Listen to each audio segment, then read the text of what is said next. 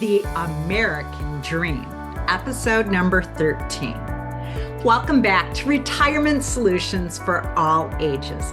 I'm your host, Ruth, the retirement mortgage expert at Nexa Mortgage. In our last episode, we talked about the Horatio Alger story and achieving the American dream of buying a home. Well, I think the lovely forces out there were listening to me, and the next thing you know, an article pops up and it says the American dream costs $5 million.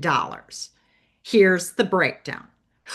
Okay, so retirement reality check. I might not be giving you solutions in this one, but I wanted to talk about this article, which was written on September 21st, 2025.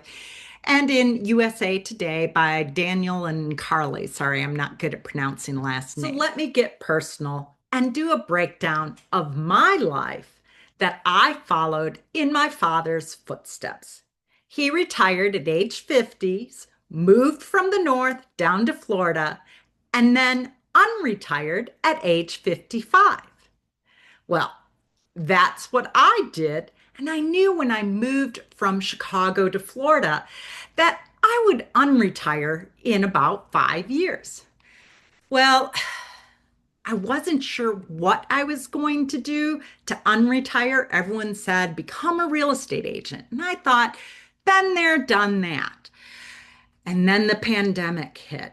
And oh my gosh, I was so bored. My brain was turning to mush. And I was refinancing my own mortgage and talking to the representatives at our local title company. I could hear the stress in Molly's voice. And I said, hey, I'm not doing anything. I know all about mortgages. If you need somebody to help, I'm available. Well, it was a little after my 55th birthday, but I ended up going into mortgages. Well, I've been working for the past few years doing that. And now my husband, age 60, we're both about the same age, he retired too. So let me speak from somebody who's been there. I've heard the stories about parents or grandparents saying, oh, you should work harder. You can do it. It's not a big deal. I did it in my age. Yeah. And then reality sets in, and somebody looking at what a person makes these days, what the cost of housing is, it's a whole different story. So I'm at the very tail end of baby boomers. I'm more the Brady Bunch TV crowd than the Leave It to Beaver or Father Knows Best. But still, being born in 1964, technically I'm a baby boomer. So let me tell you what this article, The American Dream Now Costs $5 million. Here's a breakdown, what it says. So first of all, it says, yes, inflation's going up. Ouch, that hurts. But that what they did was they looked at the different factors of what an American dream is to over 1,000 people. They asked them. Number one, retiring in comfort. Number two, affording quality health care. Number three, owning a home. These three were 85 to 86% of the responses of importance. Fourth, raising a family. Fifth, owning a new car. Six, going on vacation every year. Seven, caring for pets. And eight, having a wedding. That was 55%. So these are what over 1,000 people said was important to them for the American dream.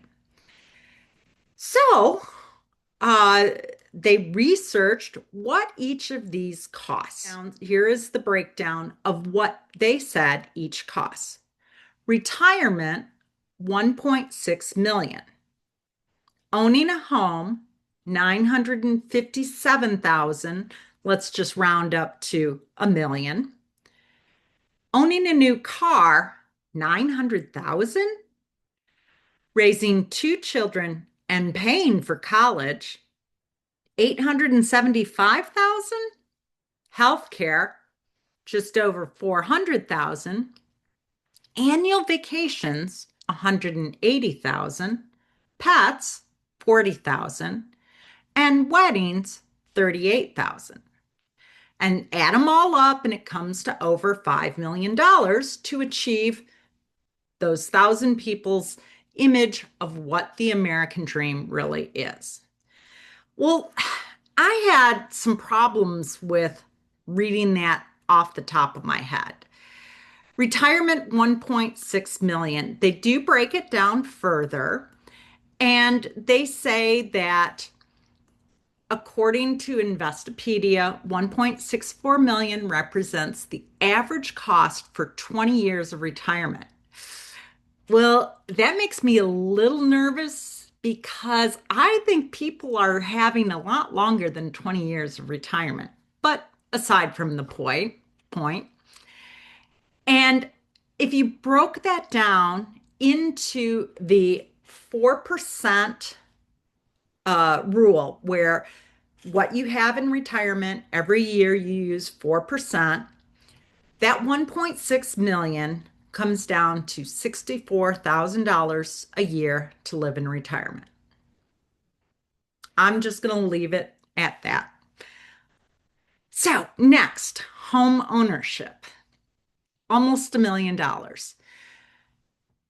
I quote, that figure reflects the average cost of buying a home and financing it with a 30-year fixed rate mortgage, including interest, insurance, and property taxes. A year ago, Investopedia estimated the cost of ownership at $929,995, and it has gone up to $957,594. The median price of an American home is about $415,000, the report says. The rest of the lifetime tab represents interest, insurance, and taxes. Interesting. Well, in my episodes, I tell you about me having a Brookfield mortgage in a Marco Island home. So I think I did really well moving up that ladder without that cost, but actually it seems pretty accurate to me. All right, the one that threw me for a loop, owning new cars. Now, 900,000, almost as much to own cars as a house. I find that surprising. But the figure reflects the cost of buying and financing a new car every 10 years from ages 22 to 75. Okay, well, I was surprised that that's how much it costs and that they were keeping the car for 10 years. A year ago, it was about $100,000 less. And the study found that 72% of Americans consider owning a new car a component of the American dream, but not everyone agrees. The average vehicle in the United States is nearly 13 years old, a record high. So that was some intriguing information for me. Next, raising two kids. $876,000. That cost covers raising the children through age 18 and then paying for each to attend public college at in-state rates for 4 years. I think it's very admirable that they included paying for the children's college, and I know that they put a cap on that with the in-state and public colleges. So I was actually surprised that it was more reasonable than I thought. If you take that college out, I wonder what the price is. That price is $645,000. College expenses push the figures up. it says, those costs partly explain why fewer Americans are choosing to have children. That's me. All right. Healthcare, 414. It's important to have quality healthcare. Healthcare. I'm not even going to address that at this point. Annual vacations. I thought this number was low at $180,000. So the figure represents one vacation a year from age 22 to age 85, assuming the average vacation costs $2,867. Well, when I owned a vacation rental, a weekly rental was over $2,000. I know that the price of going to Disney World is astronomical. And when it comes to European vacations, the low end of the budget is $10,000. But age 22 to 30, I would say most of the vacations are traveling someplace on discounted airfare, staying for free on a friend or family's couch or guest room. And really, I just maybe have a privileged life and spend a lot more on vacations than other people. Next, owning pets, 39,000. Oh my God. One hospital bill, two hospital bills. I think that's really low, but it covers owning one dog, one cat, food, and healthcare. So I guess if you don't have the money, doggy doesn't get good surgery. And lastly, it said having a wedding, 38,000. But it doesn't say who's paying for that wedding. Is that the parents getting the wedding for the newlyweds, the bride and groom?